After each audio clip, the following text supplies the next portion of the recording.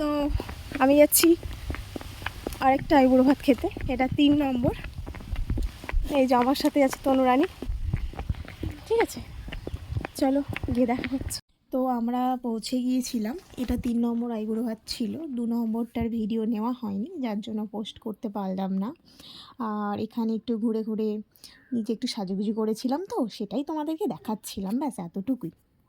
আর এখানে বসে পড়েছি, প্রচুর রকম আইটেম করেছে, এত খেতে খেতে আমি মনে হচ্ছে বিয়ে পর্যন্ত গিয়ে বুঝতেই পারছো আর বেশি এগোচ্ছি না। তো শেষ চামচটা দেওয়া বাকি ছিল, আমি কমপ্লিট করে ফেললাম। এটা ছিল মামার মেয়ের শ্বশুর বাড়ি, তো এটাও দিদি, তো তাদের বাড়িতেই গিয়েছিলাম। আর এই যে কত কিছু রান্না হয়েছে, আর তো তারপর আমরা সবাই মিলে একসাথে খেতে বসে গিয়েছিলাম। এরপর এখনও কিছু বাকি আছে, আশীর্বাদ পর্ব বাকি আছে, তো তোমরা আশীর্বাদটা দেখে নাও টুক করে গিয়ে, ঠিক আছে? ধান পান আনা হয়নি, কি বলবো ছিল সুখিও সাগরে তো আমি ঠিক আছে কুটু আই এই খুব আই তোর আশীর্বাদ করে না আমি এটা এরকম পেছনটা ব্লার হচ্ছে কেন? আবার প্রণাম করবি? আর প্রণাম করতে হবে না কেন, আবার হাত দিতে হবে তো, তোমাকে দিতে তোমাকে করতে হবে তো জন্মদিনে, তো জন্মদিনে আগে তুমি দিতে হবে, ভুলভাল করে দিচ্ছে।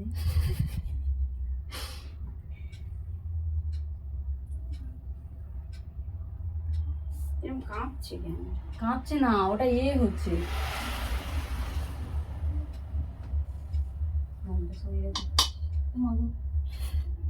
এটা ভালো খেতে মনে হচ্ছে দেখে।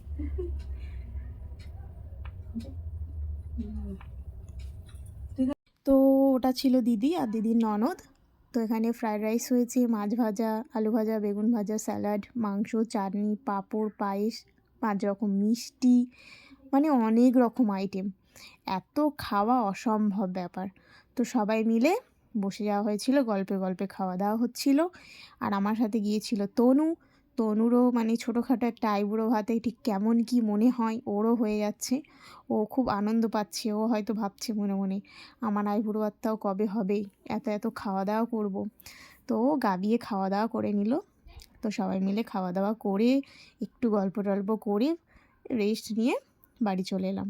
তো এখনও অনেক বাকি আছে, দেখতে থাকো।